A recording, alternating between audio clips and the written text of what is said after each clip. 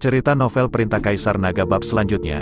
Ojo lali subrek, like and comment ya, yuk gasken. Li Chunfeng sedang bertarung dengan hantu tua berjubah merah. Keduanya sangat cepat. Pada saat yang sama, kekuatan yang mengerikan membuat Wu Wanglen menjadi ilusi. Banyak kultivator lainnya, melihat pertarungan antara keduanya, semuanya memasang ekspresi sangat serius, seolah-olah tempat yang tidak penting ini bisa runtuh kapan saja. Li Tua, biarkan aku membantumu. Melihat ini, Nan Batian memutuskan untuk membantu Li Chunfeng. Sebaiknya kau bertarung denganku. Pada saat ini, seorang lelaki tua berjalan keluar dari kabut hitam yang mengelilingi Ming Shao. Orang tua itu berpakaian jubah hitam, tetapi mukanya semerah pantat monyet. Sial, kenapa ada satu lagi? Melihat ini, Chen Ping tidak bisa menahan diri untuk tidak mengerutkan kening. Nan Batian menatap hantu tua berwajah merah itu dan sedikit mengernyit, lalu berkata, "Dasar monyet, apa kau masih mau melawanku?" Hantu tua berwajah merah itu tertegun sejenak, lalu menatap Nan Batian dengan kaget, "Apakah kamu mengenalku?" "Aku tidak mengenalnya." Nan Batian menggelengkan kepalanya. "Bagaimana kamu tahu namaku jika kamu tidak mengenalku?" Hantu tua berwajah merah itu bertanya dengan ragu. "Siapa namamu? Bukan Monkey Boot, kan?" Nan Batian bertanya. "Ya, namaku Holding." Hantu tua berwajah merah itu mengangguk.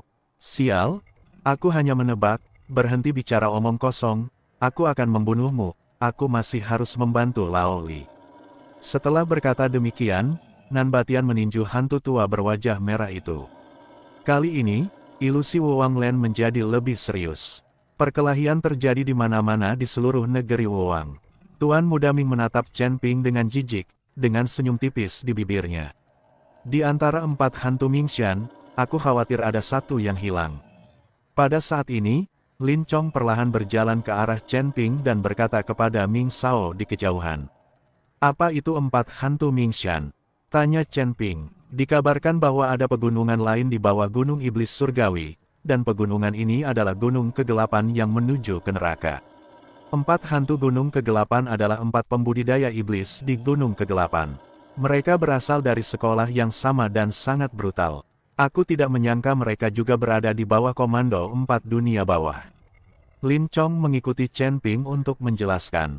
8 pendekar pedang gunung iblis, 4 hantu gunung Hades.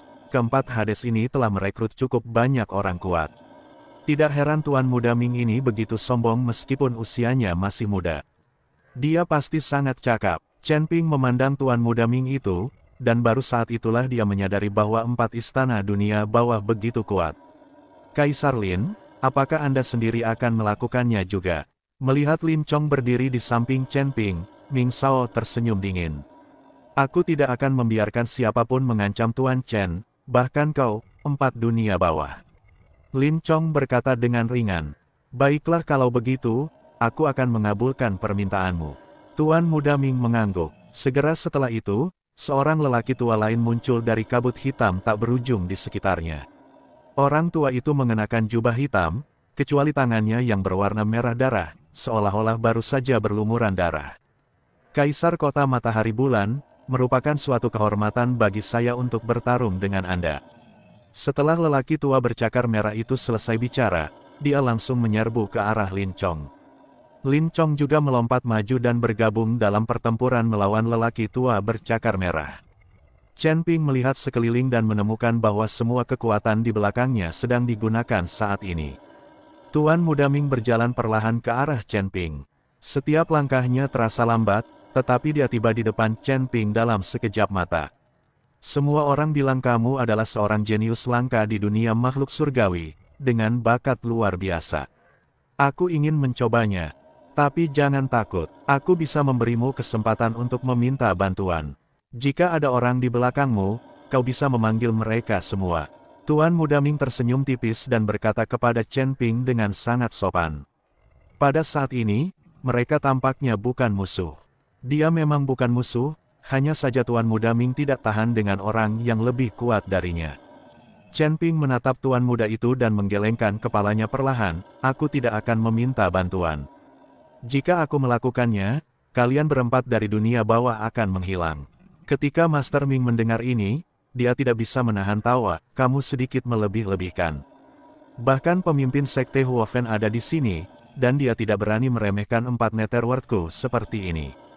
Apakah kau pikir bahwa kita di 4 dunia bawah hanya memiliki 8 pendekar pedang dari Gunung Iblis dan 4 hantu dari Gunung Dunia Bawah?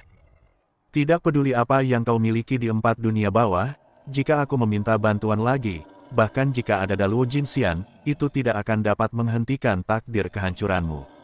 Lebih baik aku tidak meminta bantuan, kata Chen Ping. Baiklah, kalau kamu tidak berteriak, aku yang akan berteriak.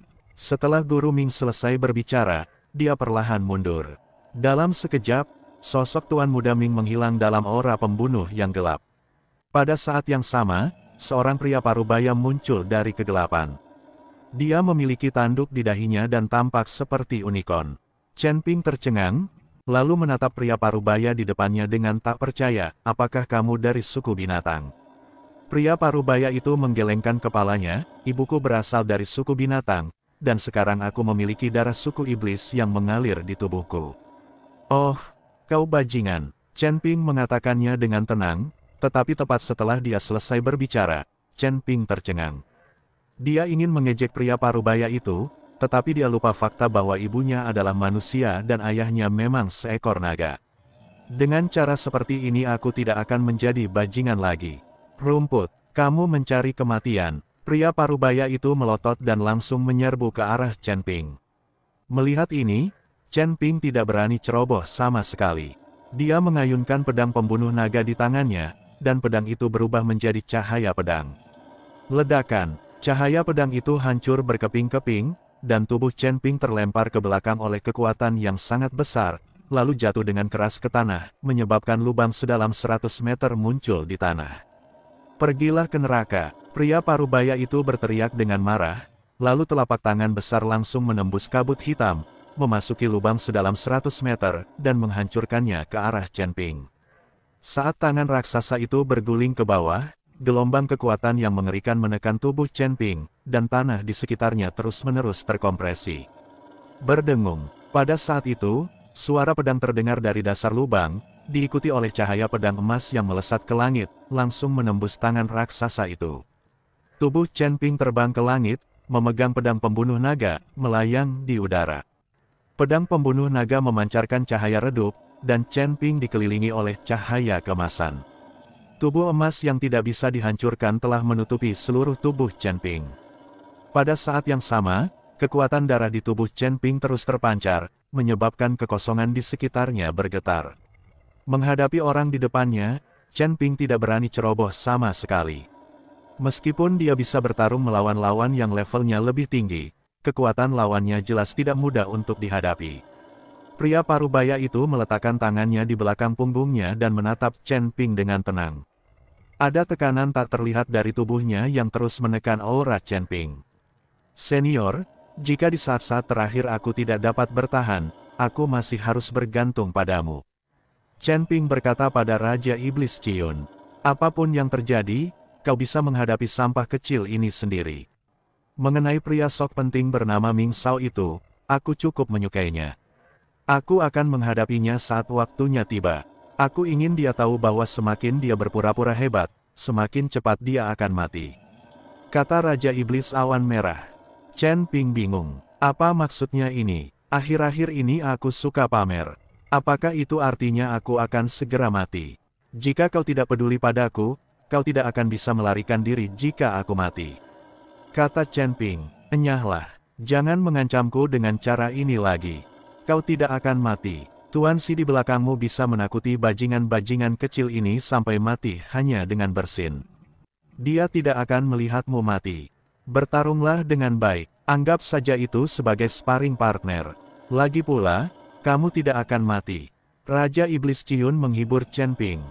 Raja Iblis Ciun menghibur Chen Ping. Chen Ping memikirkannya dan itu masuk akal, karena dia memiliki Tuan Si di belakangnya. Setiap kali aku dalam bahaya, Tuan Si akan muncul tepat waktu. Lagi pula aku tidak akan mati, jadi tidak ada yang perlu ditakutkan. Memikirkan hal ini, Chen Ping langsung menjadi percaya diri. Dia menatap pria parubaya itu dan berkata, bajingan kecil, apakah ini semua yang kamu miliki? Wajah pria parubaya itu memerah karena marah. Dia tiba-tiba melangkah maju, mengulurkan tangannya, lalu melambaikannya. Ledakan, tiba-tiba, tekanan kuat dari langit dan bumi turun dari tempat Chen Ping berada, menekan Chen Ping. Chen Ping menggertakkan giginya, dan mengayunkan pedang pembunuh naga di tangannya, melepaskan energi pedang yang mengerikan, menebas langsung ke arah tekanan dari langit dan bumi. Kepulan-kepulan, tekanan dari langit dan bumi langsung terkoyak oleh energi pedang Chen Ping, dan langit dan bumi kembali damai. Mata lelaki setengah baya itu sedikit menyipit, dia berada di alam Mahayana tingkat keempat, tetapi dia memiliki kekuatan seperti itu. Dia pasti sangat mampu. Kamu belum melihat semua kemampuanku. Chen Ping berkata dengan nada meremehkan. Brengsek, kau pura-pura keren saja. Pria parubaya itu mengumpat dengan marah, lalu melayangkan pukulan. Namun, setelah melayangkan pukulan, wajah lelaki parubaya itu sedikit berubah, dan dia segera berbalik melihat ke arah Tuan Muda Ming. Sepertinya dia takut kalau ucapan Sok penting tadi akan menyinggung Tuan Muda Ming. Melihat Tuan Muda Ming mengabaikannya, pria parubaya itu menghela napas lega. Setelah pukulan ini, Chen Ping hanya merasakan area sekelilingnya langsung terkompresi, dan roh-roh jahat yang mengerikan menyerbu ke arah Chen Ping bagai ombak. Pada saat ini, Chen Ping tampaknya berada di tengah badai, membiarkan gelombang besar yang tak terhitung jumlahnya menghantam tubuhnya. Ombak besar ini sangatlah kuat dan dapat mencabik-cabik Chen Ping kapan saja. Tubuh emas Chen Ping yang tidak bisa dihancurkan memancarkan cahaya keemasan, menahan kekuatan ini. Sepertinya kita harus menggunakan senjata pembunuh kita. Chen Ping menyimpan pedang pembunuh naga, dan busur Raja Dewa muncul di tangannya. Untuk menghadapi gelombang roh jahat ini, busur Raja Dewa adalah senjata terbaik. Alasan mengapa Chen Ping tidak pernah berani menggunakannya adalah karena dia tahu bahwa begitu dia mengeluarkan busur Raja Dewa, dia akan menjadi sasaran kritik publik. Bahkan mereka yang tidak menaruh dendam terhadapnya akan memendam niat jahat saat mereka melihat busur Raja Dewa miliknya. Inilah sebabnya mengapa orang yang tidak bersalah bisa bersalah karena memiliki harta karun. Tetapi pada titik ini, Chen Ping tidak peduli. Dengan busur Raja Dewa di tangan, Chen Ping menarik tali busur. Bulu anak panah perlahan muncul, dan energi jahat dari pola Tao di sekitarnya dengan cepat diserap oleh busur Raja Dewa dan berubah menjadi anak panah yang tajam. Suara mendesing, suara yang memekakkan telinga terdengar, menyebabkan rasa sakit pada gendang telinga semua orang di seluruh negeri Wuwang. Saat anak panah itu ditembakkan, area di sekitar Chen Ping langsung meledak, dan roh-roh jahat yang tak terhitung jumlahnya hancur dan lenyap.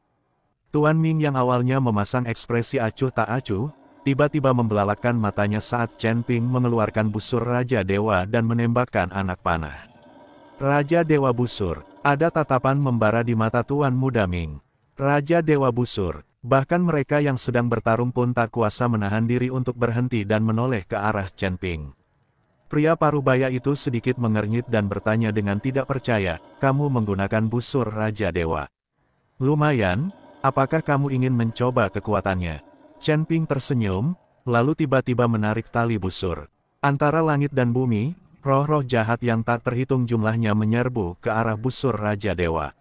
Sebutir bulu anak panah yang bersinar dengan cahaya keemasan muncul di busur sang Raja Dewa. Suara mendesing, Chen Ping melepaskan anak panah, dan pria parubaya itu buru-buru melepaskan serangkaian energi yang kuat. Tetapi pedang tajam itu langsung menembus energi yang kuat itu, diikuti oleh ledakan dahsyat. Kekuatan yang mengerikan itu menyebabkan pria parubaya itu langsung mundur, dan kekosongan yang dilaluinya mulai runtuh. Setelah akhirnya menstabilkan dirinya, pria parubaya itu berkata dengan terkejut di matanya, sungguh kekuatan yang kuat. Busur Raja Dewa memang layak dengan reputasinya. Setelah berkata demikian, lelaki parubaya itu tiba-tiba berubah menjadi garis panjang dan menghilang.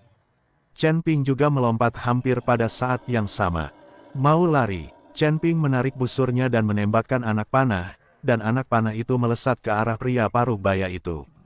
Pria parubaya itu meninju keluar satu demi satu ki pelindung, dan bulu anak panah bertabrakan dengan ki, menyebabkan seluruh daratan Wuwang runtuh perlahan. Namun, setelah kekuatan ini mencapai tangga ke surga, kekuatan itu lenyap tanpa jejak dalam sekejap, dan area di mana tangga ke surga berada tidak terpengaruh sama sekali. Semakin berani pria parubaya itu dalam pertempuran, semakin banyak darah iblis di tubuhnya yang keluar. Tetapi Chen Ping merasa sangat lelah.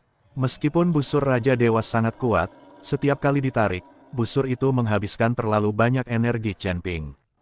Chen Ping menggertakkan giginya dan berjuang sampai sekarang. Jika dia tidak memiliki busur Raja Dewa, Chen Ping pasti sudah dikalahkan.